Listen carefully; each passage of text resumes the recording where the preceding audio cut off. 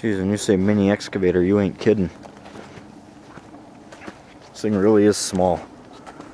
I mean, geez, this is a rollover protection system, and that's my hand. So pretty doggone small. Joystick. Pretty stiff, actually. Track levers. Boom, your stick. Maybe like, I don't know, maybe 1/10 of a yard of a bucket. You know, it's got some nasty ass teeth on it. And back to the rear. This is like Libra Compact Technologies. Don't know who the hell they are, but they make a pretty nice little machine. I'd gladly take it.